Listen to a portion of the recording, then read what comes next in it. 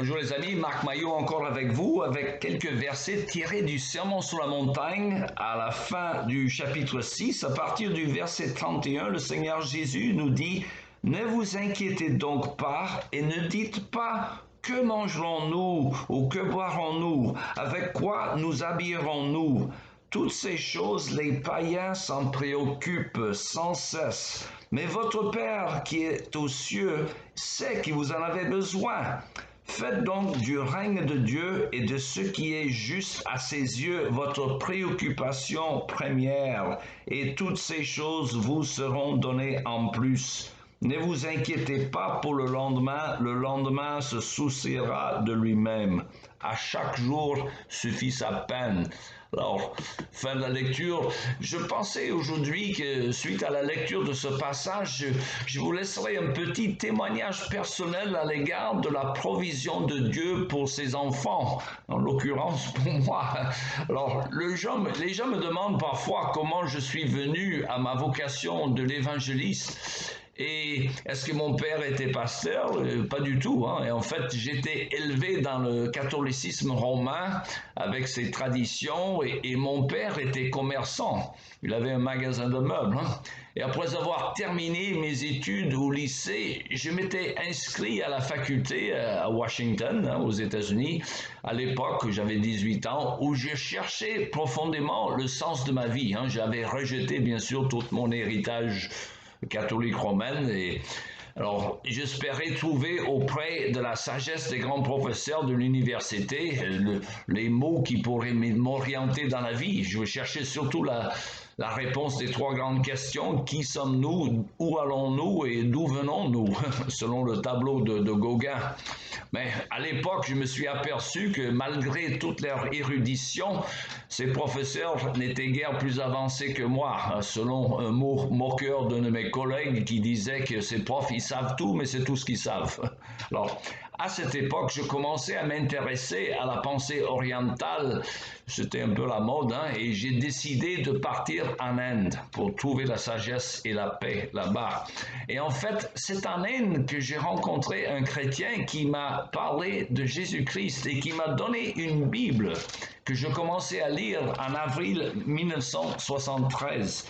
À cette époque, j'étais particulièrement frappé par des paroles de Jésus-Christ qui permettaient et qui promettaient plutôt la paix aux siens. Et dans l'Évangile selon Jean, on lit « Je parle, mais je vous laisse la paix. C'est ma paix que je vous donne. Je ne vous la donne pas comme le monde la donne. » Alors Dieu sait que j'avais besoin de paix. Je cherchais la paix. En fait, j'ai trouvé la paix en Jésus. Quand je suis retourné aux États-Unis, j'ai cherché encore ma voie. Qu'est-ce que je devais faire désormais, maintenant que je trouvais le sens de la vie? À cette époque, mon cousin Germain, qui m'avait encouragé dans un premier temps à étudier en France, il m'a ensuite proposé d'entrer dans les affaires avec lui, car notre feu grand-père nous avait laissé une affaire d'eau minérale qui marchait très fort dans la région de Boston. Hein. On pouvait gagner beaucoup d'argent, mon cousin m'assurait. Et après, tu peux faire tes études de théologie ou philosophie, ce que tu veux. Dieu sait qu'on a besoin de l'argent dans ce monde. Le problème, c'est que cette année en France m'a donné le fardeau d'annoncer l'évangile dans ce pays, la France, qui me semblait bien enténébré spirituellement. Alors pour cela, il fallait donc dans un premier temps m'inscrire peut-être à la faculté de théologie, mais sans aucune ressource. Alors, comment allais-je faire pour vivre? Alors, mon cousin, qui n'était pas vraiment dans la foi, mais qui respectait mes convictions, il me disait, écoute, mon vieux, il faut être réaliste dans la vie. Il faut d'abord avoir les moyens de pouvoir matériellement pour les siens. J'étais pas marié encore, mais c'était à envisager.